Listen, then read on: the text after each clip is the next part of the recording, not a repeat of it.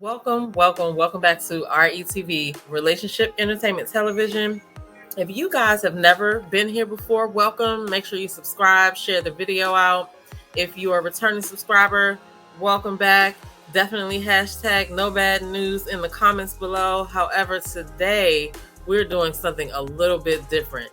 So a lot of times I share a little bit about a specific topic or things that people are doing, and then I share a Black Entrepreneur of the Week. Now, we are still going to highlight the Black Entrepreneur of the Week, but what we're going to do first, which is probably going to take up this whole video, is I know that a lot of you are probably up on the Monique versus DL Hughley back and forth, shall we say.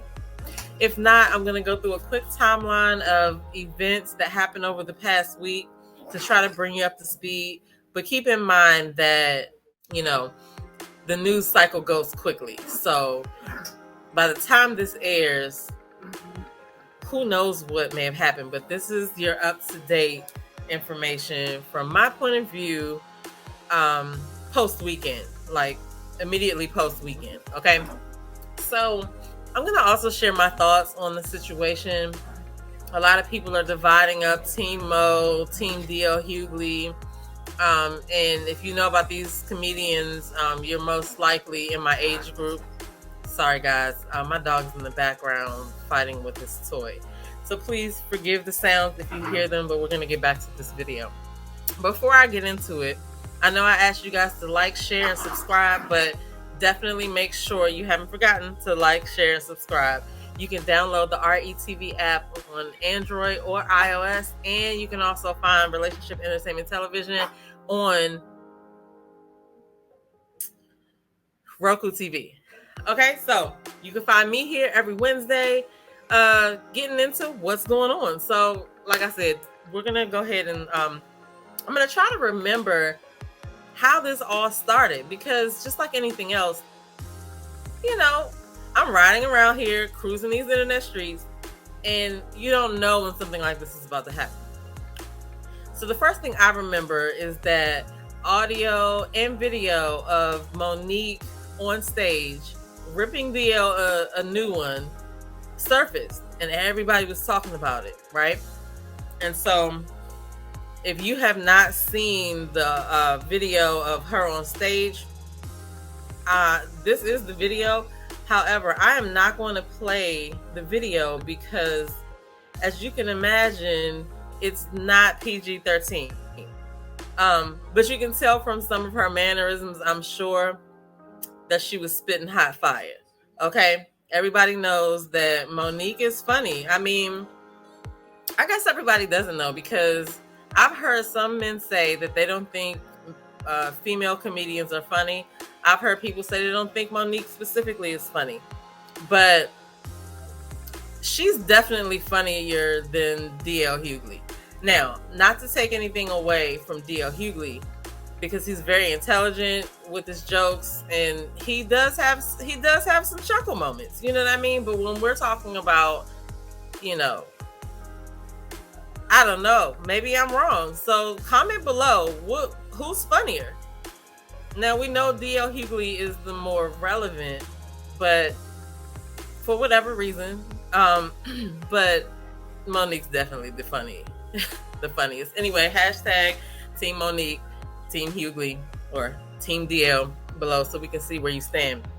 But anyway, so this video surfaced, and she said some things about the promoter, because essentially, okay, she is upset at DL because apparently at the last minute, the lineup to the show changed the night of. And so there was talk about their contracts and things like that. But in the stand-up monologue, this was before her show, she said that the promoters were janky. She said she called DL a few choice names. She talked about his family. She cut his head off. Okay. So, that went on. So this was the first. So like I said, this was the first thing that I heard about it. Then, of course, DL had to come out and respond, because I'm sure his inbox was filling up. I'm sure people were like asking all kinds of questions, making all kinds of commentary. I know that a lot of people were making videos about this as soon as it came out. But yeah, so okay, fast forward, when he did respond, he responded on Instagram. And so one of the first posts that I saw for him was a picture of Monique here, right? So let me make this a little bit bigger so you guys can see what's going on. So this is a picture of Monique from the movie Precious. And DL says, all you have to do is check the order of the names in the ticket stub from last night, and you'll see who's confused. Against my better judgment, over the objections of my team and 4 other occasions where I said no, I decided to take a chance and work with Monique. Oprah was the problem. Tyler Perry was the problem. Charlemagne was the problem. Steve Harvey was the problem. Lee Daniels was the problem. Netflix was the problem. Now it's my turn. At some point, it can't be everyone else. It's you. Lesson learned. I didn't have anything personal against Monique. People paid a lot of money to laugh, not to hear about your contract. Apparently, the role you played in Precious turned out to be an autobiography. I wonder who's next. Daryl Lynn Hughley. So, in her stand-up monologue, she mentioned his initials, DL, and that she had some choice words about what the D and the L stood for. So when he posted this response, he spelled out his first and middle name so that she can know what the D and the L legitimately stands for. And so, okay, let's get into Monique's response. She says, the fact that you she's typing in all caps, first of all. You can go to DL Hughley's Instagram to see all of the comments and things like that, and the comments get crazy. But long story short, in her response, she chastised him for pointing people to the ticket stubs, and said that he didn't have a contract, said that he didn't post a contract. And she's saying that he was an opener she's saying that since he was an opener for Kings of Comedy and she was a closer for the Queens of Comedy, then she is above him pretty much. And so she's fighting. So she's decided that this is a fight, that this is why she fights for people like she does, because of people like Dio and others. So, and then she says she won't even discuss awards.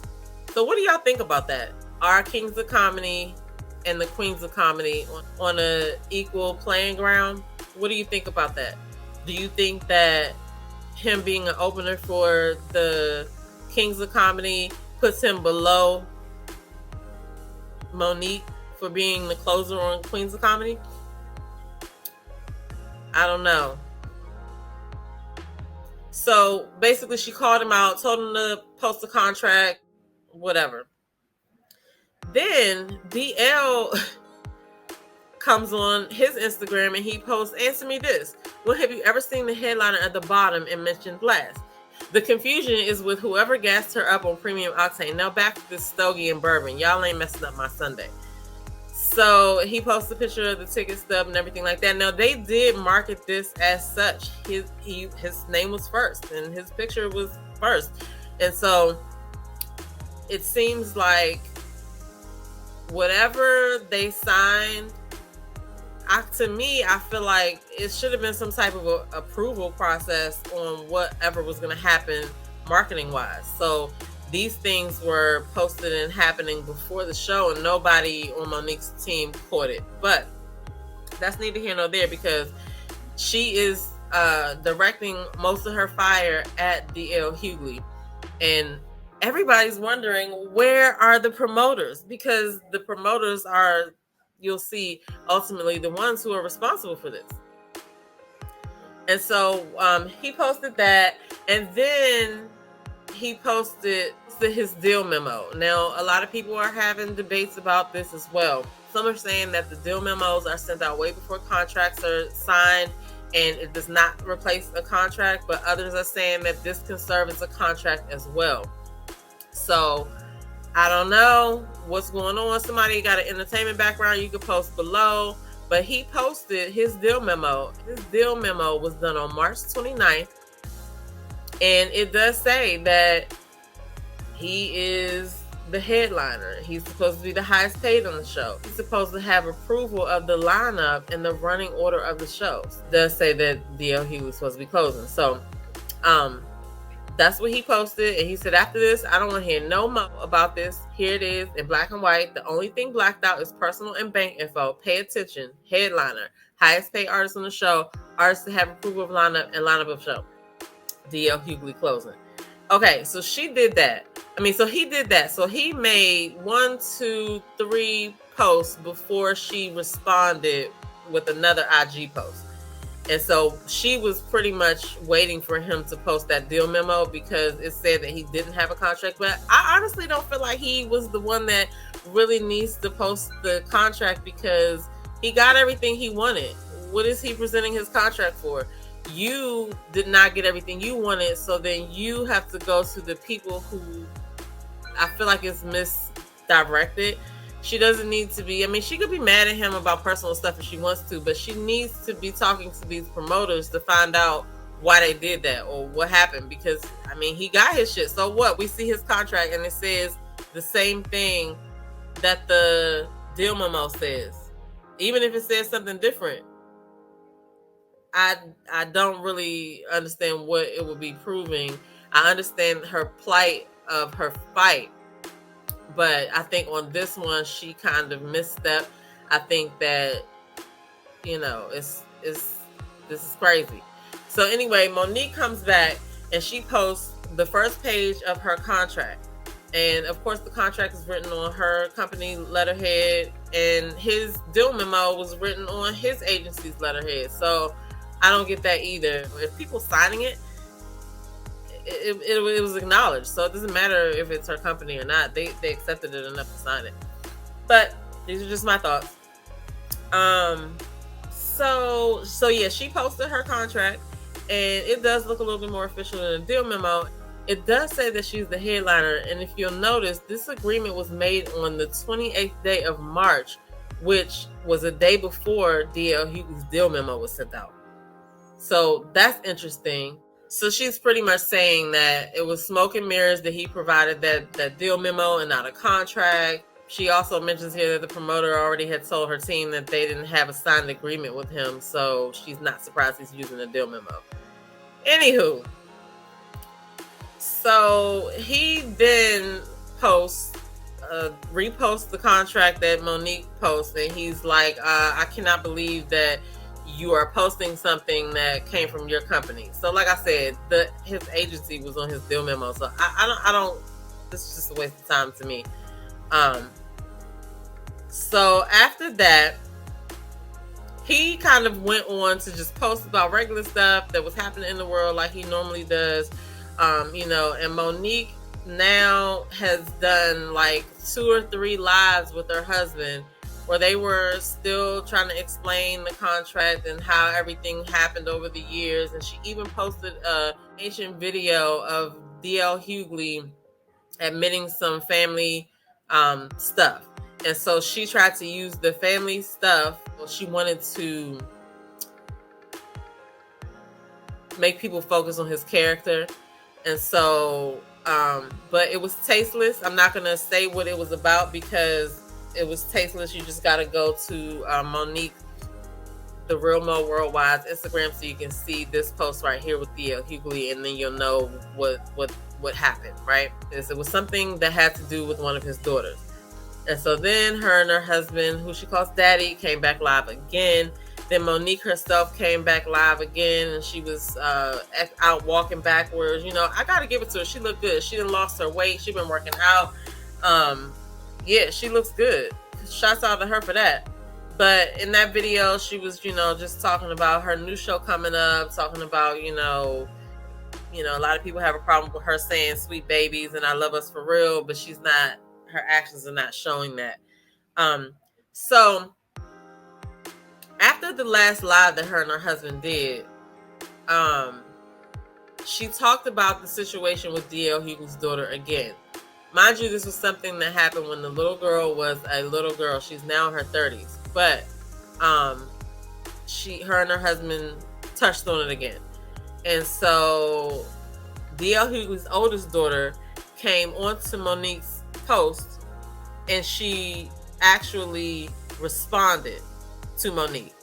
She really politely nastied her, basically saying, keep our names out of your poisonous mouth. She, told her that she disrespected her mom and her sister, and they are family and they love each other, and they're gonna have a good day and go on with their lives. And so the daughter ends the post by saying, you can continue to live in that scorched earth kingdom of yours. Get some help, ma'am, for real. Oh, and if you want to have this conversation in person, I'll happily give you my address.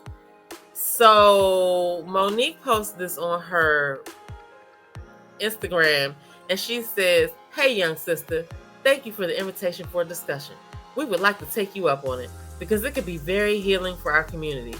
Have the real DL Hughley set up a time for you and your family and my husband and I to come on his show, and we will go from there. I love us for real. Okay, at first I really wanted to be on Mo's side just because, she's been blackballed all these years, and, she's actually funny and talented. But once she, the way she handled this, I can't. And this was just the icing on the cake for me because, good and well, that girl did not type, if you want to have this conversation in person, I'll happily give you my address, to mean let's go on my father's show and have a talk. I don't think she wanted to really talk, though. So that definitely screams, you just wanted to be on his show anyway. You could have just asked him to have a sit down and talk about it when you initially felt offended, instead of handling it the way that you did. I don't know. That's just my opinion. But everybody's now going bonkers over this response. And it's interesting that she has people backing her up on this as well. There are a lot of comments that disagree with her, but some people really are just kind of like living delusionally as well. Like this one person says, exactly, I can't stand black folks that don't stand for nothing. Why is everyone coming against the real Mo worldwide? Now, I wanted to be on her side. I understand the fight that she's trying to fight, but sometimes when you have a fight in you about something, sometimes it's possible to misjudge the time where you take the opportunity to put all your energy into that fight. And I feel like this was one of them, because one, you have a contract problem, you go to the people that you got the contract with. So I don't understand it at all. And I don't feel like this is the fight. This is just like, she jumped out the window on this one. But to play, opposite sides, because I like to look at things from more than one side, right? To play opposite sides, there is an uptick of people beefing for dollars. It happens on YouTube all the time. The beef could be real, it could be fake, it could be a storyline. And if you think about how we've gone through these past 2 years, we don't know what's real and what's fake at this point, because once people couldn't meet to film for their movies or continue the TV shows, I don't know if you guys realized it, but the storylines crept online. You could be watching any of these apps and you see the main plot that's going on. Oh, maybe these two people are arguing because this person, doxed this person, or this person and this person happen to know each other outside of YouTube and they're bringing drama onto YouTube. So you don't really know. And I think Monique understands that even though she's not going to be liked while this is happening, I think she understands that it's still going to create a following because people like drama, and that's just it. So we're going to continue to follow and see what goes on, and people are going to continue to talk about it. But anyway, I just wanted to kind of bring y'all up to speed on that because I just thought it was interesting. So comment below. Are you team Mo? Are you team DL? Or are you team I don't even care? So the way that we're going to end this show is, I normally talk about Black Entrepreneurs of the Week. This time I'm going to let someone else tell you guys about some Black Entrepreneurs of the Week, because I did, because last week, if you remember, the Salamander Resort, that's a Black-owned resort, which they were on the news recently, and it irritated me because they never showed the owner, at least not while I was watching. They were showing like all the people that cook in the restaurants and stuff like that, but they never showed the owner. And I was just like, y'all got this Black-owned resort, you're not even going to show the Black woman. Maybe I missed it.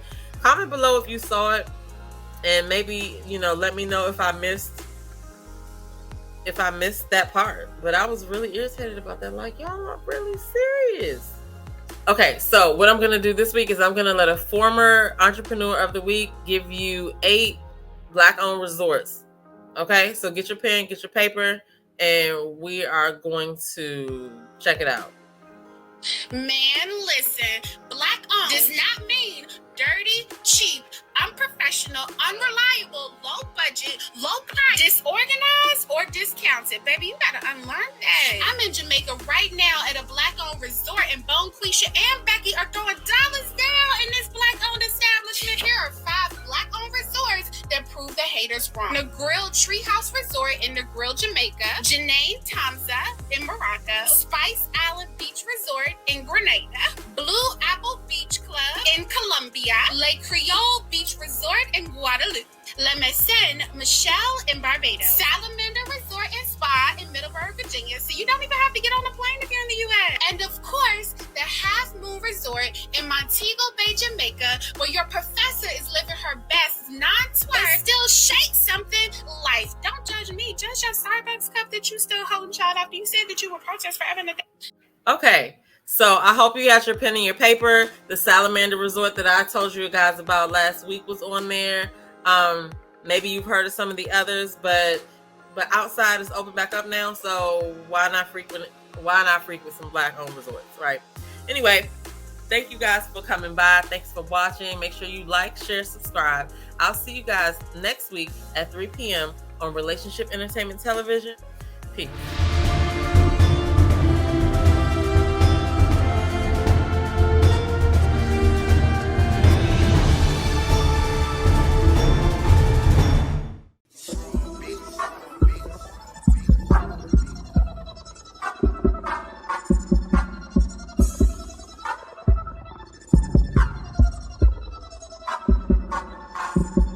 What they do that at? Cause we do that though. I see you talking, so we gon' take it though. And yeah, talking cheap, so don't do that though. My click 100 deep.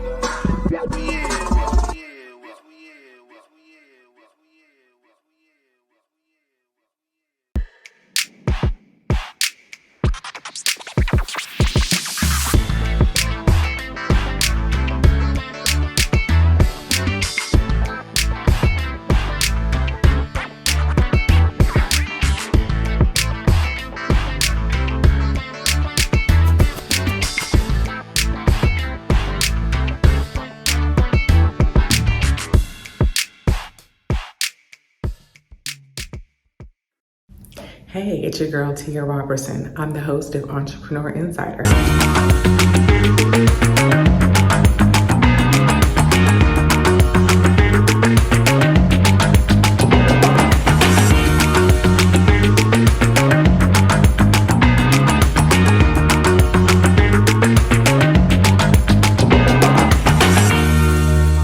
Right here on RETV every Thursday at 6 p.m. Eastern for entrepreneurs and news that you need to know about. See you there.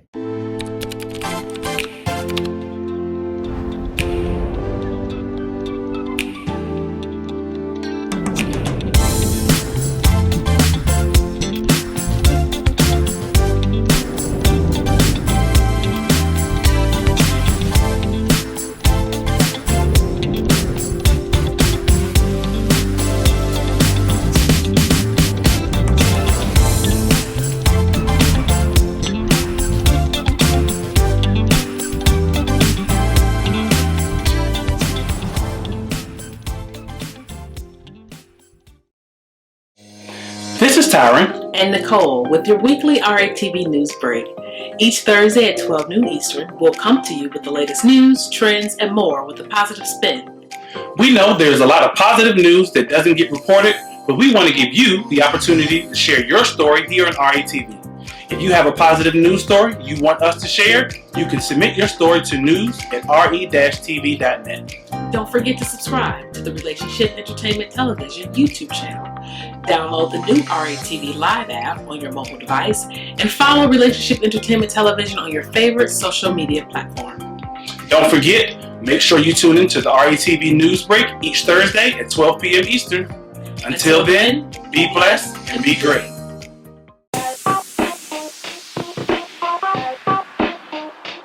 Welcome to What's Going On? My name is DamitaJo. Each Wednesday, you can find me here at 3 p.m. I'll be over here discussing different things that are going on and try to bring you a boost of positivity for your week because we all need this. We're going to share some feel-good stories. We might find a hometown hero. We may take a look at some trending topic. And sometimes we might even find a lesson in a not-so-warm and fuzzy story if we can. I'm DamitaJo, and I'll see you guys on the next episode right here on What's Going On?